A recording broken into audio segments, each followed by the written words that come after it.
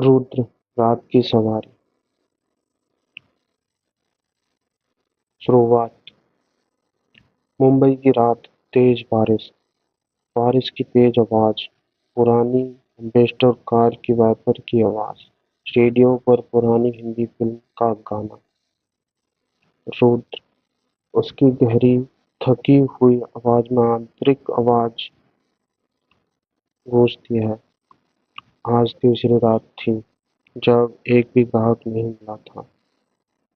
कभी मैं देश के सबसे महंगे सूट पहनता था, आज इस पुरानी कैब की सीट पर बैठना ही मेरी वर्दी बन गई है।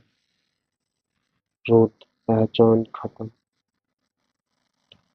रुद्र का अकेलापन और तनाव महसूस कराए उसे अतीत की एक छोटी सी फ्लैशबैक, जैसे किसी की चीख या गोली की आवाज सुनाई देती है, जिससे वह चौंक जाता है।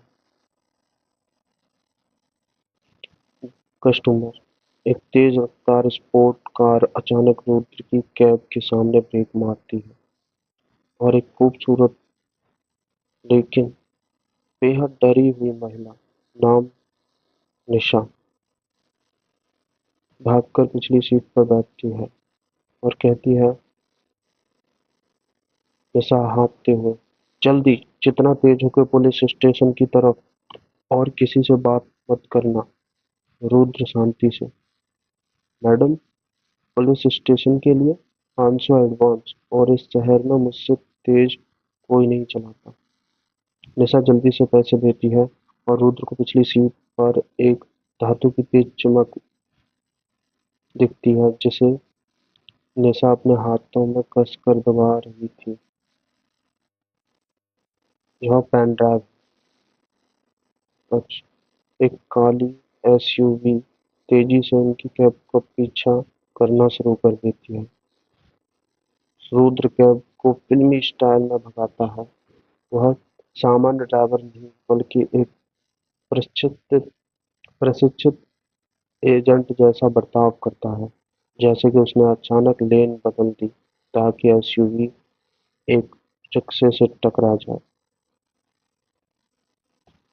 पुराना इंसिडेंट जाग गया था। ये पुलिस नहीं थे, ये शिकारी थे, और निशा सिर्फ शिकार थी। रुद्र निशा से पूछता है, तुम कौन हो और तुम्हें क्या चाहिए? निशा कुछ नहीं बताती, बस रोने लगती है। टकराव। एसयूवी उनकी कैब को कोने से ढकेल देती है। दो आर्म्ड थग्स, हथियारों के साथ गुंडे, कैब की तरफ भागते हैं। रुद्र डरने के बजाय, रुद्र की आंखों में पुराना कमांडो जाग जाता है। वह कहता है, क्षमा करना मैडम, यह सड़क थोड़ी उबड़-खाबड़ होगी। वह कार को अचानक रिवर्स गियर में डालकर दीवार से सटा देता है, जिससे एक गुंडा दरवाजा खोलते ही चोटिल हो जाता है। हाथ से हाथ की लड़ाई। रुद्र दूसरे गुंडे को सिर्फ अपनी कैब के औजारों, टायर बदलने वाली रॉड या जैक का उपयोग करके शांत कर देता है, जिससे रियल जिससे रियल टच आता है। Super power. रुद्र जब दूसरे गुंडे को काबू करता है, तभी पहले गुंडे की बंदूक की आवाज आती है। गोलीबारी। रुद्र खुद को बचाता है, लेकिन वह पलटता है। निशा को गोली लग चुकी है। वह खून से लथपथ है और सांस लेने में संघर्ष कर रही है। मरने से ठीक पहले निशा अपनी मुट्ठी खोलती है और वह पेन ड्राइव रुद्र के हाथ में डालती है। निशा कहती है, इसे सिग्मा तक पहुंचाना और फाइनल कहना फाइल 712, और उसकी सांसें टूट जाती हैं। रुद्र का आंतरिक अकेलापन मेरे हाथ में खून था,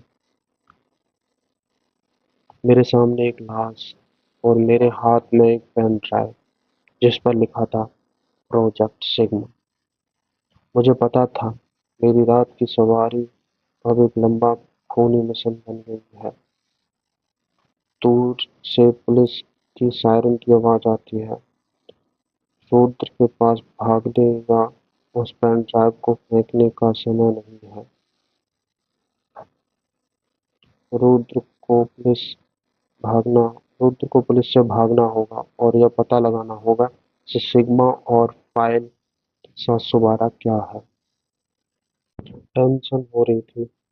पुलिस सायरन की आवाज तेजी से पास आ रही थी। रुद्र जानता है कि वह घटना स्थल पर पकड़ा गया तो कोई उसकी बात पर यकीन नहीं करेगा। रुद्र जल्दी से निशा के शरीर और कैब के दरवाजे पर लगे फिंगरप्रिंट को पोंछता है। वह जानता है कि गुंडे भी लौट सकते हैं। रुद्र का दिमाग वह पिछली सीट के से एक नक्शा या शायद एक पुराना जीपीएस ट्रैकर निकालता है जिसे उसने सालों से छुपा रखा था। वह पुलिस की घेराबंदी का अनुमान लगाता है और सबसे संकरी गली की ओर भागता है। रुद्र तू सालों से इस पल के लिए तैयार था, भागने के लिए नहीं बल्कि शिकार करने के लिए।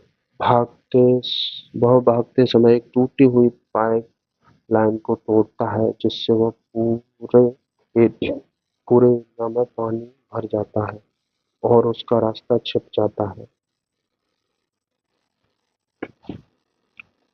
जगह एक सुनसान अंधेरी जगह।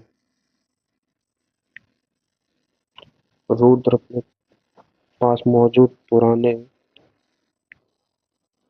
डिक्मीसन लैपटॉप पर पेन ड्राइव लगाता है।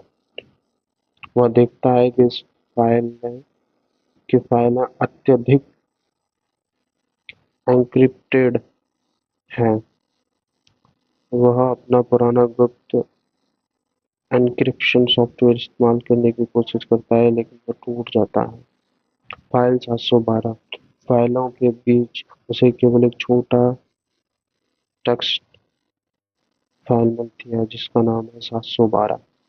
फाइल में क्या है? सिर्फ एक फोन नंबर और एक अजीब सा कोड जैसे डेल्टा 98 एक्स या कोई जटिल अक्षराक्षर कोड। तो बता, क्या यह एक जाल है?